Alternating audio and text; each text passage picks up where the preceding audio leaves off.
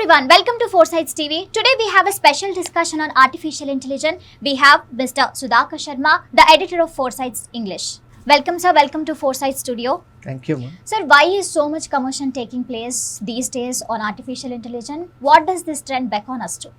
Exactly. This is the exact time for us to discuss more about artificial intelligence. As we have been seeing so much of commotion, you are really right, ma'am, because artificial intelligence has come to stay. It has really come to stay with us for long, maybe for ages, we do not know. Because artificial intelligence is something which has permeated into every walk and every activity of the human beings. And if you take across any enterprise of the human being, you see the latent or the permanent presence of this cutting edge technology. And as you have been rightly mentioning, this particular time is very important for the artificial intelligence to have a kind of regulation. That is why so much of commotion is taking place. And nowadays the technology is such that we human beings have been doing the activity of thinking, but now we have made the missions to think on behalf of us. And sometimes even in our absence also, the missions are taking the lead to think autonomously for themselves. So this is a trend which is really beckoning us to that particular point of time where missions might overtake the human intellect and progress into regions which are really very difficult even to visualize. So I really feel that this is a momentous time where some such a thing has to take place, and human activity must really make it sufficient efforts to contain or to regulate, I would say, because we cannot contain any technology which is preferred by the majority of the globe. So we can only regulate it, and that is why this particular point of time is quite conducive for some such activity. Sir, as of now, we have implemented artificial intelligence. So why is there is a strong voice in regulating artificial intelligence? This is pretty interesting because artificial intelligence, as you have already known, is something wherein the missions are taking the lead in thinking, and they are really helping the humankind to achieve their own purposes. Everyone is familiar with Alexa, which comes in Google. It will give us the information. In the same way, we have the chat GPT, which is giving any type of information, or it is even giving the written resumes also, which were really unthinkable. And we have the case of the cars being driven by the artificial intelligence, and even the web search engines which give the data at the click of the button. So the technology is really advancing.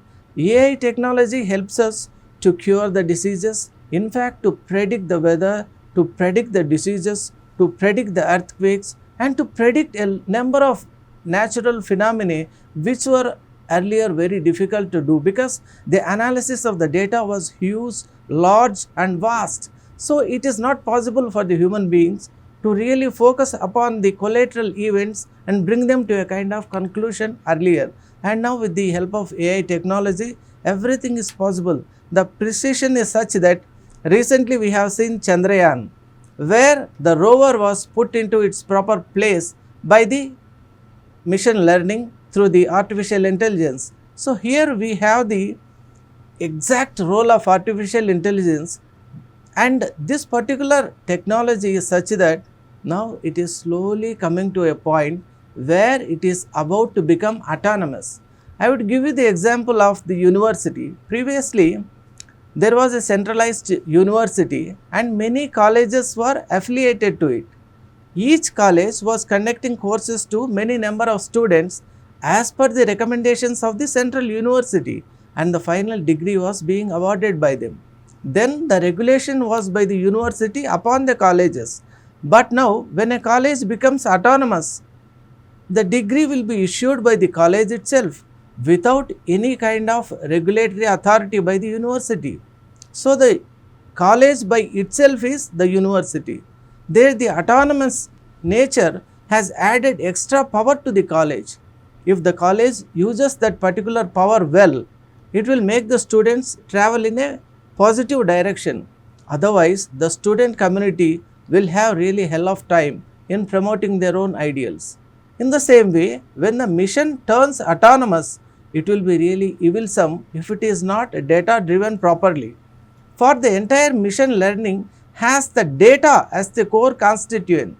If the data is biased in a way, the result would be automatically biased only. And we have seen so many imperfections, missed data and misinformation causing lot of confusion, chaos in the society, which is thoroughly undesirable.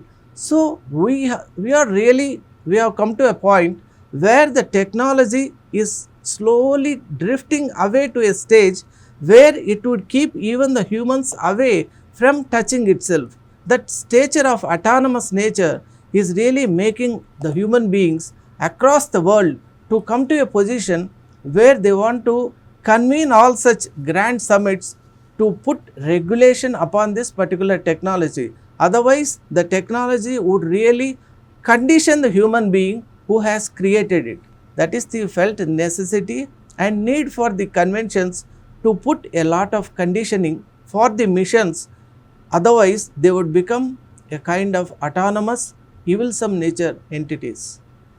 Sir, so will there be any changes in artificial development in the wake of twin developments calling for the artificial regulations? Yeah, as you rightly said, the twin conventions were really important because the convention was held on October 30th.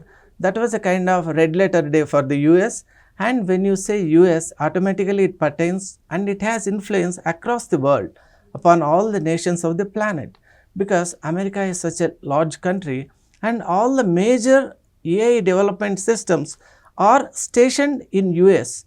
You have like ChatGPT is there, Microsoft is there, Google is there. Every company which is producing the artificial intelligence as its core activity is stationed in the jurisdiction of the America. So the October 30th convention and the executive order which was drafted and signed by Joe Biden stands as a landmark for the entire globe.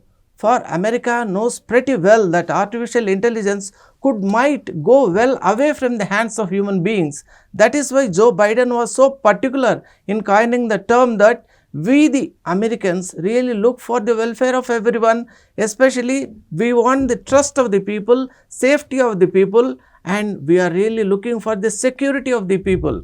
That is why the safety, security and trust of the people could only be gained when we have control over the missions which are really helping us to do some activity. Otherwise, the missions would condition us, the missions would control us, and the missions become autonomous sources of a lot of evil which cannot be contained if let it go in its own way. That is why the October 30th convention and the executive order signing by Joe Biden stands as the supreme achievement for the entire earth. And one more thing, it was closely followed by the November 1st and 2nd Grand Summit by Rishi Sunak, the Prime Minister of Britain. There Britain was also very keen, as since Britain has exited from European Union, it has made its own efforts to bring about a kind of regulatory system upon artificial intelligence which says very clearly. It was attended by 28 governments including US and the French and the Chinese. Really everyone was astonished that even the Chinese had their representation in Britain, because China as a superpower was trying to wield a kind of power and authority inherently and independently. But everyone was surprised that China also agreed. And the best part of that summit was that it was not going to be a one-time summit. It would be followed by the series. Even the governments like Korea and France have really agreed to conduct the summits hereafter periodically to review, renew and bring about a kind of a new understanding into this kind of regulation, because artificial intelligence has to be regulated properly if it has to be really of any use to the humankind. And that was really the prime purpose of the twin conventions, and hope they both have come to a kind of positive understanding and they have made a kind of positive approach, and they have made a kind of, and they have set the ball rolling in the right direction, I believe.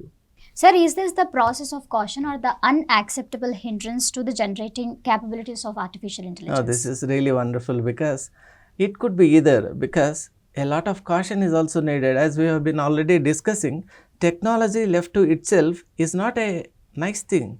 It needs to be regulated by the human intelligence, because human beings have got two traits.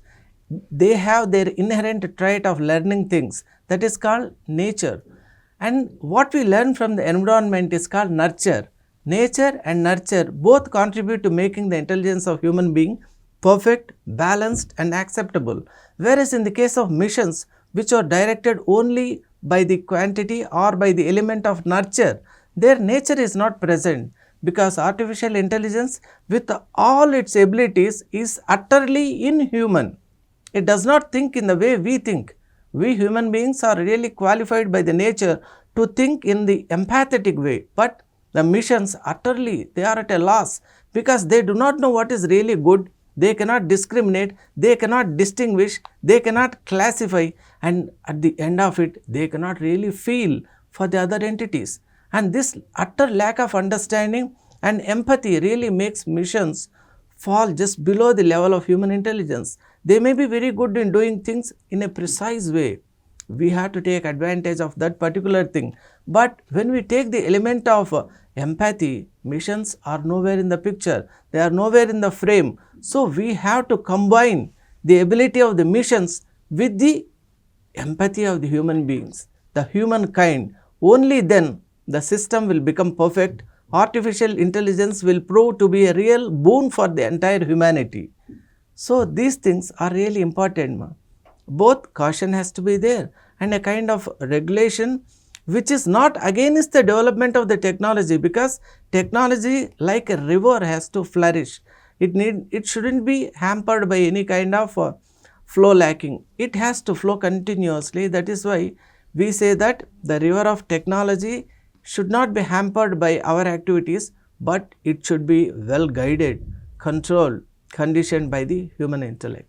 Then only it will prove really beneficial for everyone, and that's the purpose of the intelligence also. Sir, by focusing on the present scenario, so how do you view this sweeping changes of artificial intelligence? Yeah, exactly. Here there is a point that these sweeping changes must necessarily have some impact upon Indians also, because India is really a kind of technology giant. We call it emerging giant, because Indian professionals are reckoned on par with anyone, the best in the world. So we have the IITs producing some of the best minds, and these technologies are really trying to improvise upon what is happening everywhere. They are trying to rediscover the elements which really go into making this wonderful technology called artificial intelligence. And in this process, the sweeping changes have got a positive impact upon India also, as in other parts of the world like developing or underdeveloped, because this technology has to be accepted by everyone, this technology has to be implemented by everyone, and if it has to have a positive effect upon everyone, it has to be conditioned, regulated, and it needs to be thoroughly understood as to what the developers are really aiming at while developing a particular weapon or mission or any entity or product. That is why the twin conventions which we were discussing earlier, they have given a real stress upon this point that all the AI developers must disclose their documents, and they have to show the legality, legal worthiness and application worthiness to the governments, respective governments. Only then we have the proper products, we have the products which are really meant for the benefit of the humanity. That is how the AI will serve the mankind, and it will lead the mankind into wonderful times, exciting times and beneficial times, and that really makes, and this has to be adapted not only by the India, but it has to be adopted by every country in making this a kind of reality, and this reality will make artificial intelligence our friend, our our beneficiary in taking the world into next level of development, growth and progression. Thank you, sir. Thank you for your valuable time and getting us know more about AI. Thank you. Well, that's all about the day. Thank you for watching 4sidestv. Signing off, Anjali.